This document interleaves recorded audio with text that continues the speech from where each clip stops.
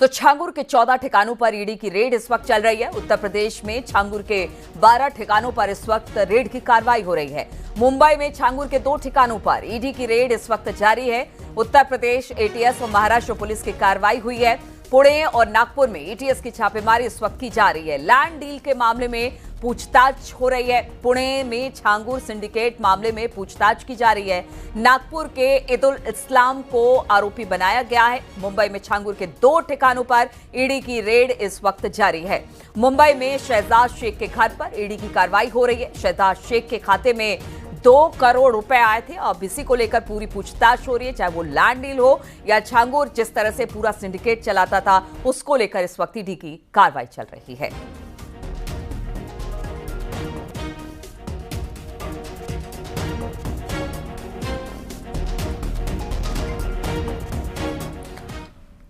और ईडी ने लखनऊ और मुंबई में छांगुर के खिलाफ बड़ी कार्रवाई जारी रखी है। ईडी के अधिकारियों ने जमालुद्दीन और छांगुर के कुल 14 ठिकानों पर छापेमारी की है, जिनमें बलरामपुर के 12 और मुंबई के 2 ठिकाने शामिल हैं। अगर बलरामपुर की बात करें तो यहां सुभाष नगर, बाबा ताजुद्दीन, दुस्वा स्टैंड, अशीपिया, मधुपुर और पूर्व प्रधान जुम्मन, मधुपुर, दुर्गेश स्थानों और छांगुर की कोठी पर इस वक्त छापेमारी हो रही है। यह छापेमारी अवैध वित्तीय लेन देन के आरोपों के तहत की गई है। ईडी की टीम ने बलरामपुर के उतरौला, मधुपुर गांव और रहरा माफी गांव में स्थित छांगुर के ठिकानों पर दबिश दी है। इन ठिकानों से संबंधित कई महत्वपूर्ण दस्तावेज और वित्तीय रिकॉर्ड जब्त किए गए हैं। साथ ही मुंबई में शहजाद शेख के ठिकानों पर भी छापेमारी की गई है, जो छांगुर से जुड़ा हुआ है।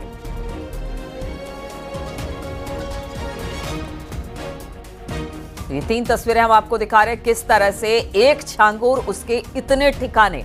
अब हर ठिकानों पर किस तरह से वो इस गोरख धंधे को चलाया करता था, धर्मांतरण के खेल को चलाया करता था, उसको लेकर छापेमारी हो रही है। बलरामपुर में 12 ठिकानों पर ईडी की रेड है। सलाखों के पीछे छांगुर है, उससे भी पूछताछ की जा रही है और उसी से पूछताछ के बाद अब बताया जा रहा है कि बड़ी कार्रवाई ईडी की तरफ से की गई है।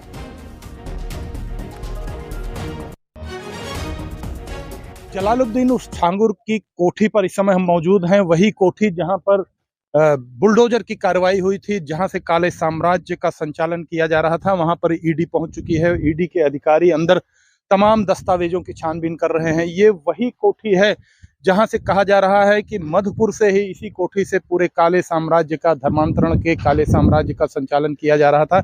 आप देख सकते हैं कि ईडी के तमाम अधिकारी अंदर मौजूद हैं, बाहर जवान तैनात किए गए हैं। अंदर काले साम्राज्य का जो भी दस्तावेज, जो भी साक्ष्य है, वो इसके अंदर छिपा हुआ है। ईडी उसी को तलाश करने के लिए आई है। यही वो जगह है जहां पर बुलडोजर की कार्रवाई हुई। बुलडोजर की कार्रवाई में 3 दिन तक कार्रवाई चली और पूरे इस जो अवैध अतिक्रमण करके बनाया गया था, उस हिस्से को, उस कोठी को ध्वस्त किया गया है। आप देख सकते हैं कि जो यहाँ पर ईडी के अधिकारी मौजूद हैं, इस समय उतरौला में 22 टीमें मौजूद हैं ईडी की और 12 स्थानों पर लगातार छापेमारी की जा रही है। और कानपुर से खबर, जहां पर एक स्कूल की जर्जर बाउंड्री वॉल गिर गई। गनीमत ये रही कि बड़ा हादसा होने से टल गया। दीवार के मलबे की चपेट में आने से कई कार और बाइक क्षतिग्रस्त हो गई हैं। मामला गांधी स्मारक स्कूल का है। घटना गोविंदनगर थाना क्षेत्र के गांधी स्मारक स्कूल का है। स्कूल के चारों तरफ की बाउंड्री वॉल इस वक्त जर्जर हालत में थी और बारिश भी पीछे कई दिनों से लगातार हो रही है। बताया जा रहा है कि हो सकता है इसकी वजह से भी ये जो स्कूल की दीवार थी वो गिर गई।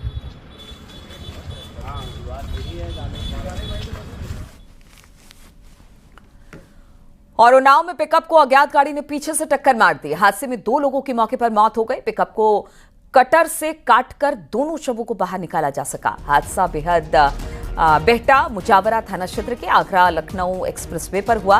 पिकअप लखनऊ से आगरा की तरफ जा रही थी। हादसे का शिकार हुए लोगों की पहचान अयोध्या के रहने वाले रमेश कुमार और बेचू लाल के तौर पर हुई है। पुलिस ने दोनों के शव को पोस्टमार्टम के लिए भेज दिया है।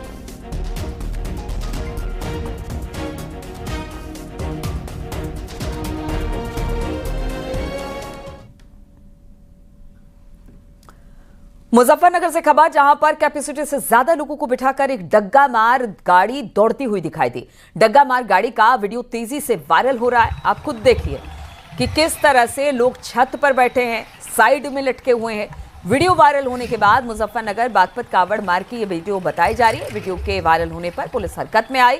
आनन फानन में पुलिस ने डग्गा मार वाहन को सीज कर गाड़ी के ड्राइवर फुरकान को हिरासत में ले लिया।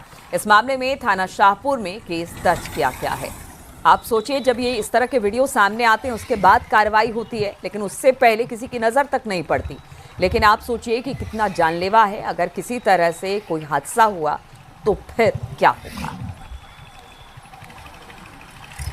ये देखिए, जैसे एक डग्गा मार वाहन वहाँ पे जा रहा था जिसमें उसने जो है जितने अलाउड लोग हैं उससे ज़्यादा लोग बिठा रखे थे। उसमें पीछे मैदान पे भी कुछ लोग खड़े थे, कुछ छत पे भी बैठे थे।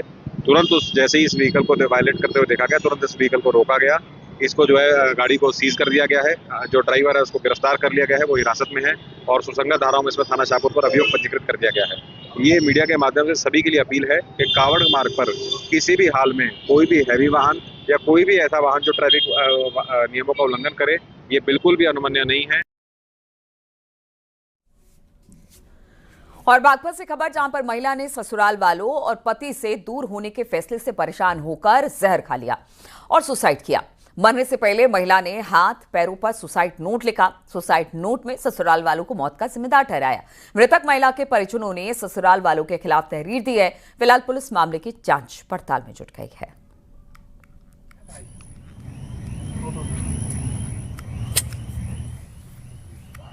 एक महिला मनीषा नाम की है, जिसकी शादी को 2 वर्ष हुए हैं। उसकी शादी नोएडा में हुई थी।